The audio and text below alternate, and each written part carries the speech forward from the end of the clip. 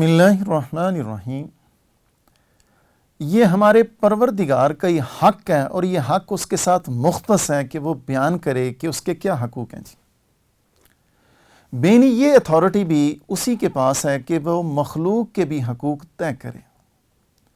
ہمارے پروردگار نے یہ طے کر دیا کہ عبادت صرف اسی کی ہوگی، عبادت میں کوئی ذات اس کے شریک نہیں ہوگا۔ اور اپنے حقوق کے بعد مخلوق کے جب حقوق پروردگار نے طے کیے ہیں تو سب سے پہلے والدین کے حقوق متعین کر دیے ہیں۔ والدین کے متعلق ہماری یہ رہنمائی کی گئی ہے کہ ہم ان کے ساتھ حسن سلوک کے ساتھ زندگی گزاریں، نہ تو زبان سے ایسے کلمات نکلیں جو کہ میرے اور آپ کے والدین کی اذیت، تکلیف اور دکھ اور درد کا ذریعہ بنے، اور نہ قلبی بیزاری ہو جی۔ یہ جو مجھے اور آپ کو ہمارے پروردگار نے یہ رہنمائی کی ہے اور قرآن پاک میں قانون سازی کی ہے کہ والدین کے ساتھ حسن سلوک کرنا ہے، تو اس نے بھی ہمیں اشارہ کر دیا، بتلا دیا، رہنمائی کر دی۔ عبادت کے لائق ہمارے والدین بھی نہیں ہیں، یعنی سجدہ یا سجدے کے علاوہ جملہ عبادات وہ ہم صرف پروردگار کے سامنے اپنی بجا لائیں گے، والدین کے سامنے نہیں جی۔ اگلی بات جی، ہم جو والدین کی خدمت کرتے ہیں یا کہ کرنی چاہیے، وہ محض اس لیے ہم کرتے ہیں کہ وہ ہمارے والدین ہیں، چاہے وہ الحمدللہ مسلمان ہو یا کہ نعوذ باللہ اس کے مد مقابل صورتحال ہو۔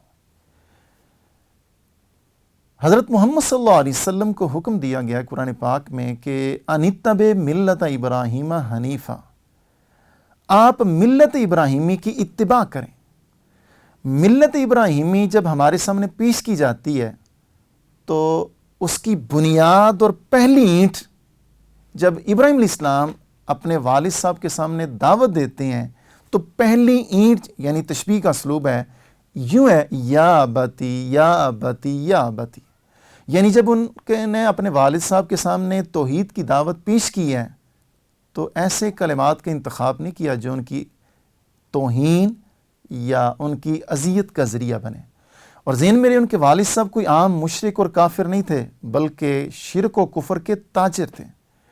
تو پہلا کلمہ انہوں نے اپنے والد صاحب سے کیا کہا ہے؟ یا ابتی یا ابتی، ابا جی ابا جی، بڑے ادب کے ساتھ، اور دعوت پیش کی ہے، لما تعبد ما لا یسمع ولا یبصر ولا یغنی عنک شیئا، ابا جی آپ ان ہستیوں کو کیوں پکارتے ہیں، ان کی عبادت کرتے ہیں جو نہ سنتے ہیں نہ دیکھتے ہیں اور کاکھ کے مالک نہیں ہیں۔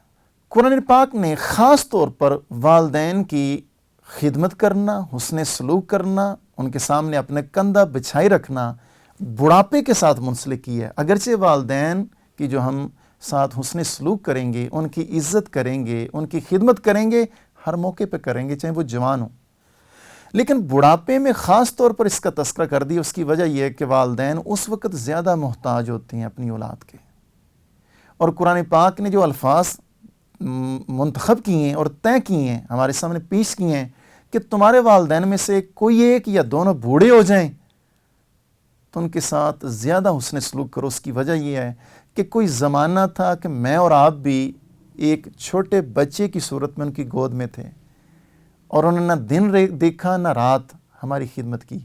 آج وہ والدین جو ہے نا ایک ہڈیوں کا مجموعہ بن کے میری اور آپ کی گود میں آ گئے ہیں۔ پروردگار میری اور آپ کی آزمائش کر رہے ہیں، اب دیکھتے ہیں یہ کیسے خدمت کرتے ہیں جی۔ اللہ تعالیٰ مجھے بھی توفیق دے، آپ کو عملی زندگی میں ہم اپنے والدین کی خدمت کریں جی۔